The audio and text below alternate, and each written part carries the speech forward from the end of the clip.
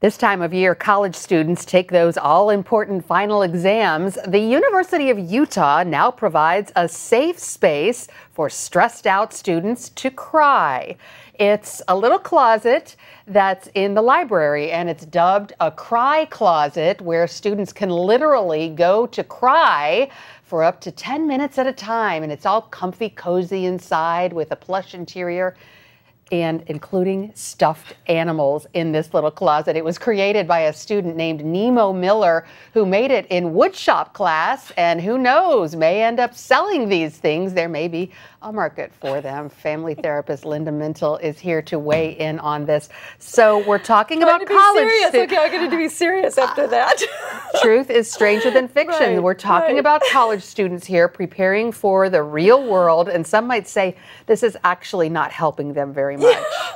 I would be one of those people who say that. So here's what they did. They did this crying space. They put it in the middle of the library, like you said. And the idea is that students can go in between their final exams. So when you're feeling really stressed and you really don't know what else to do, you walk into the crying room, you have 10 minutes of crying. I don't even know, Lori, if I could make myself cry. At that time, I feel bad about my exam, but I don't know if I could make myself actually cry. But then the idea is the stress is off of you, and then you go and you take the final, and hopefully you ace it, right? Right. So I know, I felt the same way too. I thought, well, I went to college. Yeah. I don't remember getting that stressed out about exams. Maybe that's why I didn't get such great grades. No, I'm kidding.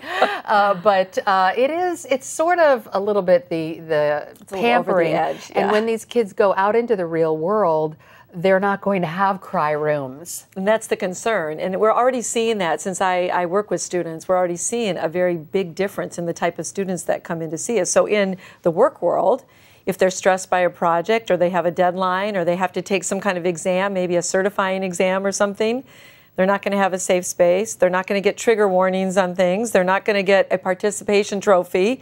They're going to be expected to show up, to do the work, to make the deadlines, and they're going to have to face that stress. So the biggest concern I have for this is that we are seeing a generation of people who do not have what we used to call stress inoculation. So the idea is that you got to get a little bit of stress every once in a while in your life as you're growing up, so you get inoculated, just like you would with a vaccination. Absolutely. Or an old-fashioned term might be you might need to learn how to toughen up and develop a thick skin in the comfort and the safety of a college environment, which is actually a little bit easier, because it's going to be really a wake-up call for a lot of these students to go out into the work world and find out that people don't really care about their feelings that much. And that's the concern, is that we're raising a generation that's emotional reasoning. So everything is based on their emotions. And are they going to have the grit? And there are books that are written with those titles, you know, grit, resiliency. This is a big theme in our culture, because we're seeing less and less that people have the coping skills that they need to really do what they need to do. So I don't know, administrators, they're the ones I'm really concerned about, because an administrator could shut down something like this and say, okay, nice little art project, great, it looks great from a wood shopping perspective, but probably not a good idea to encourage that kind of behavior on college campuses. And truth be told, we do have a cry room here at CBN, and every place I've ever worked, it's called the ladies' room. And I have used that for that purpose on occasion, so there's always to add stuffed animals, apparently, in a plush floor if you're going to do that. Right.